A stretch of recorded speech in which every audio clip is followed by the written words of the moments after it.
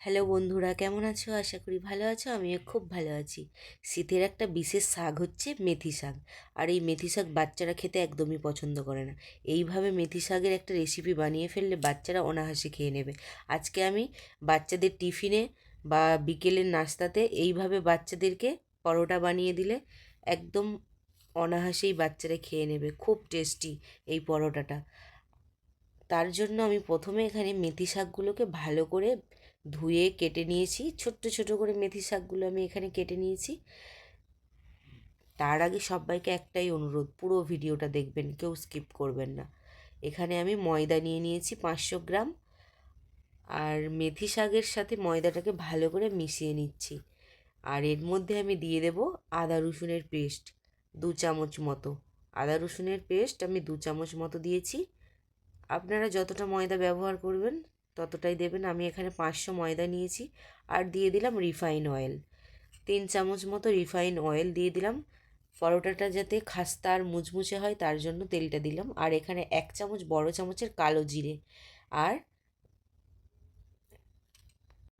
জোয়ান দিয়ে দিয়েছি। আর তারপর জিরের গুঁড়ো 1 চামচ,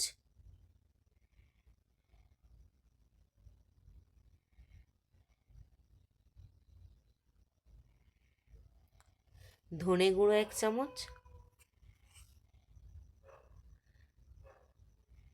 নুন দিয়ে দিলাম বড় চামচের 1 চামচ,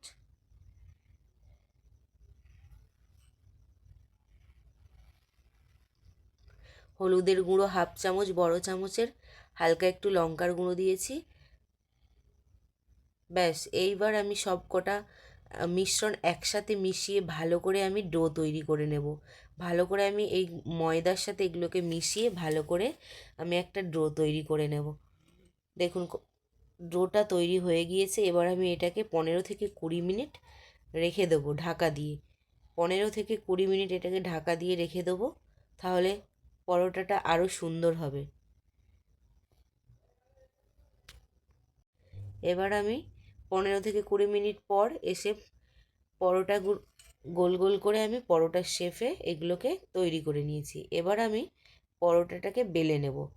হালকা করে ময়দা দিয়ে পরোটাগুলোকে বেলতে হবে। তেল দিয়ে বেললে এর মধ্যে বেলনের মধ্যে চিটে যাবে, দিয়ে এই দুই সাইড থেকে মুড়ে এইভাবে আমি পরোটাগুলোকে বেলে নেব। মেথি শাকের এই পরোটাটা দুর্দান্ত টেস্ট। একবার বানিয়ে খাবেন, খুব সুন্দর টেস্ট। বাচ্চারা তো অনায়াসেই খেয়ে নেবে। দেখুন একটা একটা করে আমি সব কটা পরোটা বেলে নিয়েছি। অপরদিকে আমি কড়াইটা গরম বসিয়ে দিয়েছি। কড়াইটা আমার গরম হয়ে আসলে ওর মধ্যে আমি দিয়ে দেব 1 চামচ সাদা তেল। তেলটা কিছুক্ষণ গরম হতে দিলাম। তেলটা গরম হয়ে এসেছে। এবার একটু কড়াইয়ের মধ্যে ছড়িয়ে ছিটিয়ে দিলাম তেলটা, যাতে পরোটাটা না চিটে যায়।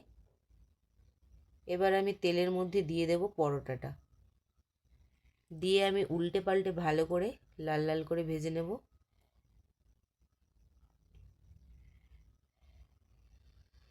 এবার আমি পরোটাটাকে উল্টে দেব।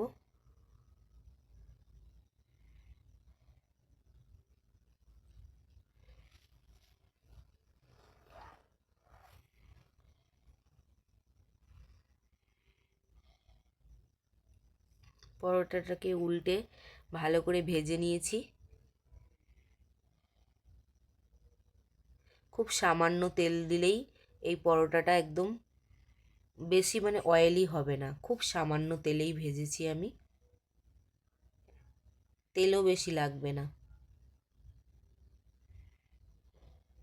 দেখো কত সুন্দর হয়েছে আমার এই মেথি শাকের পরোটাটা। এইভাবে আমি একটা একটা করে সব পরোটাগুলো ভেজে নেব। শীতের দিনে মেথি শাকের পরোটা খাবে না, এটা কি হতে পারে? আমি তো এটা নিয়ে 3বার বাড়িতে বানিয়ে ফেলেছি মেথি শাকের পরোটা।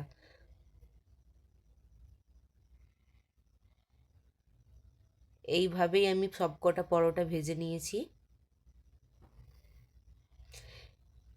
ভিডিওটি ভালো লাগলে চ্যানেলটিকে সাবস্ক্রাইবার করে লাইক কমেন্ট শেয়ার পাশে থাকবেন, সবাই ভালো থাকবেন।